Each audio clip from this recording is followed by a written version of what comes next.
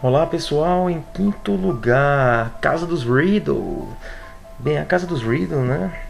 Ela é uma casa localizada em Palm Beach County, na Flórida, ali bem no sudoeste. A casa ela foi construída em 1905, né, por alguns dos trabalhadores da construção de hotel de Henry Flagler, originalmente conhecido como a Casa de Campo do Gatekeeper, né? A casa ela foi a casa do zelador do cemitério de Woodlawn. Woodlawn, que era uma cidade próxima ali ao West Palm. Antes de ser uma residência, né, o imóvel que ele ficava na frente de um cemitério em Woodlawn, ele era usado para acolher funerais e também os porteiros que cuidavam da necrópole. Foi no século XX, né, após mais de uma década da construção da casa, que o Carl Riddle, ele é administrador da cidade, como se fosse o prefeito, né? Ele passou a se hospedar ali. E o curioso é que ele tinha um empregado chamado Joseph, que aparentemente era um empregado normal, não tinha nenhum problema, só que ele acabou cometendo suicídio, né? Ele se enforcou no sótão da casa do Sr. Riddle. E o engraçado é que todo o pessoal que trabalhava com ele disse que ele estava normal, tanto no dia anterior ou mesmo no próprio dia do suicídio dele, entendeu? Ele não aparentava ter algum distúrbio nem nada assim. Vários relatos paranormais, um deles é que o pessoal quando subia no sótão, supostamente o fantasma do Joseph não gostava e começava a atirar coisas contra as pessoas, né? Um homem, ele teve uma tampa arremessada na sua cabeça, cara, teve um ferimento muito grave. E obviamente isso era um sinal de que o pessoal não era bem-vindo ali no sótão, né? E não só o sótão, mas também outros locais da casa, eles eram assombrados. Tinham vários relatos, como móveis sendo frequentemente movidos de lugar. Os funcionários diziam que ouvia correntes se arrastando, vozes murmurando, como saia daqui, você não é bem-vindo, etc. E na década de 80, a casa ela foi desmontada e foi levada para outra localização, né? Mas, pessoal, parece que os espíritos eles não queriam deixar a casa, viu? Eles perturbaram tanto os carpinteiros que estavam trabalhando na remontagem da residência que a obra ficou parada 6 meses. Simplesmente o pessoal se debandou, não, com medo, né? Com receio. Somente depois de 6 meses que eles contrataram mais um grupo de pessoas, de carpinteiros, que terminaram o serviço, né? E até hoje a casa do Riddle recebe visitas frequentemente. Grupos de investigação na TV norte-americana também fazem suas investigações, ou fizeram. É um local bem interessante. E agora vamos para o quarto lugar. Pessoal, em quarto lugar o Casarão dos Whaley. O Casarão dos Whaley foi construído em 1857, né? E nele viveu, obviamente, a família Whaley. A curiosidade sobre essa casa é que ela está listada pelo Departamento de Comércio dos Estados Unidos como uma autêntica casa mal-assombrada. E esse título foi concedido em 2005, tá? Segundo os visitantes, o pessoal que vai lá, há registro de 6 fantasmas na casa dos Whaley, bem distintos, né? São eles um homem chamado Yake Jin, que foi condenado à forca por tentativa de roubo em 1852 no local onde a casa foi construída anos mais tarde. O chefe da família, o Sr. Thomas Whaley, que comprou o terreno e construiu um casarão para sua família. Thomas Whaley, né, que foi o que comprou o casarão, construiu para sua família, ele também é um dos fantasmas da casa, junto com a sua esposa Ana e a filha Violeta, que se suicidou com um tiro no peito. O último fantasma é uma garota que acreditam ser amiga de infância de Violeta e que faleceu na casa após cair e quebrar o pescoço na escada. Mas a curiosidade maior fica com o sexto fantasma, o cachorro terrier de Violeta, que dizem, né? O pessoal diz que até hoje ele lambe as pernas dos visitantes pelos corredores da casa. E outra coisa interessante também sobre o casarão é que ao iniciar a visita, você pode ver um álbum de fotos tiradas pelos próprios turistas. E essas fotos mostram vestígios de alguns dos fantasmas da casa. Ou seja, o pessoal chegava, né, no casarão, tirava uma foto e, coincidentemente, aparecia algum tipo de atividade paranormal, né? E hoje em dia também, muita gente que vai lá relata ver o Thomas, né, o seu Thomas, que era o dono da casa, sua mulher Anne, pelos cômodos da residência, além do espírito de uma jovem garota enforcada acidentalmente e outras assombrações, como a filha ruiva do casal. E hoje em dia a casa ela é um museu. E muitos visitantes dizem que sentem cheiro de perfume e charuto e que ocasionalmente veem fantasmas, sim. E só a título de curiosidade, pessoal, o museu ele fecha todas as quartas-feiras. E que o pessoal da organização diz que nas quartas-feiras é que é o dia mais carregado, que a casa realmente está bem agressiva, né, aspas, para os visitantes, que não seria bom os visitantes chegarem lá nesse dia. E nos outros dias faz visitas guiadas, né, durante o dia, e se você for bem corajoso, durante a noite. O museu ele funciona das 10 da manhã às 9h30 da noite, né? Os ingressos eles custam cerca de $6 para os adultos, $5 para os maiores de 65 anos e $4 para as crianças. Bem, pessoal, então espero que tenham gostado do quarto lugar. Vamos para o terceiro lugar. Bem, pessoal, em terceiro lugar, Vila Pluckley, na Inglaterra.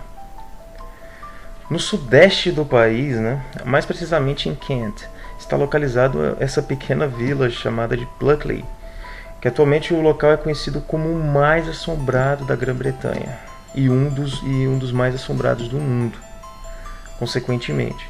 As primeiras menções de fatos paranormais que se tem conhecimento, né, são de 1955.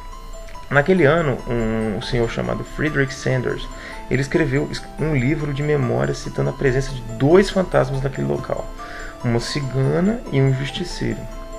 Os 2 ambos estavam nessa vila. Desde então, estima-se que de 12 a 16 fantasmas já foram vistos tornando o local uma atração imensa para os investigadores de paranormais. Inclusive, diversos grupos já foram lá para investigar. A fama alcançou tal patamar dessa vila, pessoal, que em 1989 essa vila entrou para o Guinness Book devido às suas histórias de assombrar como o local mais assombrado do mundo. O cemitério da vila também ficou conhecido por supostamente abrigar a Lady Red, que há décadas busca pela cova de seu filho natimorto. Nos arredores, testemunhas disseram ter ouvido sons de casco de cavalo, provavelmente do fantasma cocheiro, e seus animais que circulam pelas redondezas. Muitos outros fantasmas também compõem essa lista, fazendo de Pluckley uma fonte financeira interessante para as agências de viagem, né? A época do Halloween é a mais lucrativa para essas empresas, obviamente. E até hoje, pessoal, há inúmeros relatos paranormais, mas são muitos mesmo, de várias pessoas de todo mundo que vão visitar essa vila, né? Que eles relatam também, além de tudo que eu falei, que relatam vários vultos nos arredores da floresta que cerca essa vila, murmúrios, imagens, até mesmo imagens fantasmagóricas. Enfim, é um lugar realmente bem estranho para se ir. Espero que tenham gostado do terceiro lugar e vamos para o segundo lugar. Bem, pessoal, em segundo lugar, a Casa dos Winchester. Com certeza, disparado, uma das histórias mais bizarras dessa lista, galera. Talvez assim, não pela assombração em si, né, mas por aquilo que a assombração causou na protagonista do enredo. Você deve saber que o Winchester foi uma das armas mais famosas no oeste americano, no século XIX, e por isso que rendeu uma boa fortuna à família que levava o seu nome. A história, pessoal, é mais ou menos o seguinte, né? A Sarah, ela se casou com o filho de Oliver Winchester, fundador dessa companhia que criou a arma, e herdou a fortuna da empresa após a morte de seu marido. Mas não foi apenas isso que a moça herdou, não. Aparentemente ela também ficou com a revolta daqueles que perderam a vida por uma arma Winchester. Isso mesmo. Depois que se tornou viúva, essa Sarah, cara, ela passou a ouvir barulhos, gritos, pancadas por toda a casa. Assustada, desnorteada, né, a mulher saiu à procura de uma médium espírita, que por sua vez informou que Sarah estava sendo alvo do ódio dos espíritos mortos pelas armas do Winchester. E aconselhou, né, a mulher a se mudar imediatamente da casa. E uma vez que encontrasse o lugar certo, ela tinha que promover uma reforma para que os espíritos pudessem se acomodar em sua nova casa, né? Cara, vocês estão vendo, né? Mais ou menos o nível de bizarrice dessa história, né? Mas vamos lá. Só que acontece, né, que essa Sarah, ela criou, velho, uma compulsão por reforma. A partir do momento em que encontrou a casa. A mulher Winchester só parou de reformar quando ela morreu, porra. 38 anos depois, cara. Durante esses anos, as reformas aconteciam todos os dias e 24 horas por dia, cara. Sarah não contratou arquiteto, nem engenheiro. E segundo a lenda, ela era guiada pelos bons espíritos, né? A moça mandava construir quartos e os quebrava no dia seguinte. Mandava levantar escadas que acabavam no teto, coisa sem sentido, né? Portas que davam para as paredes, criava cômodos e os selava, ordenava a criação de passagens secretas, pô, gastando uma nota. Você tem noção, cara, 24 horas por dia, todos os dias. Dizem, né, que ela nunca dormia no mesmo quarto 2 noites seguidas. E, para título de curiosidade para vocês, galera, o saldo da reforma só pode ser, né, contabilizado depois da morte da Sarah. 160 quartos, 2.000 portas, 10.000 janelas, 47 escadas, 47 lareiras, 13 banheiros e 6 cozinhas. É visto por muitos como a casa mais assombrada dos Estados Unidos. E, pô, também uma das histórias mais bizarras, né? Com certeza. Bem, pessoal, esse foi o segundo colocado. Espero que tenham gostado. E agora vamos para o derradeiro, primeiro lugar. Bem, pessoal, chegamos ao primeiro lugar. Amityville, a casa de Amityville. Com certeza vocês já devem ter ouvido falar nessa história. Até porque já fizeram um filme dela, que foi baseado nas investigações do casal Warren, que são 2 demonologistas bem famosos no mundo, né? E eles que investigaram esse caso. Bem, a história é mais ou menos o seguinte, né? Em 1975, a família DeFord adquiriu uma casa em Amityville e colocou uma placa na entrada dizendo assim, pô, grandes esperanças, né? Mas parece que o filho da família, o Ronald Jr., cara, não concordava com os dizeres de forma nenhuma. Em uma madrugada, né, de dezembro de 74, esse Ronald simplesmente assassinou toda a família. O pai, a mãe, as 2 irmãs e os 2 irmãos a tiros. E depois disso foi condenado à prisão perpétua, né? Depois desse acontecimento bizarro, a família Lutz se mudou para casa, mesmo sendo alertada do que havia ocorrido ali 13 meses antes. Por conta disso, optaram por abençoar o local. Durante a bênção, né, o padre ouviu em um dos quartos, vão embora, mas não avisou nada para a família. Deveria. Aconteceram naquela casa foram tão intensos e assustadores que a família se mudou de lá após 28 dias.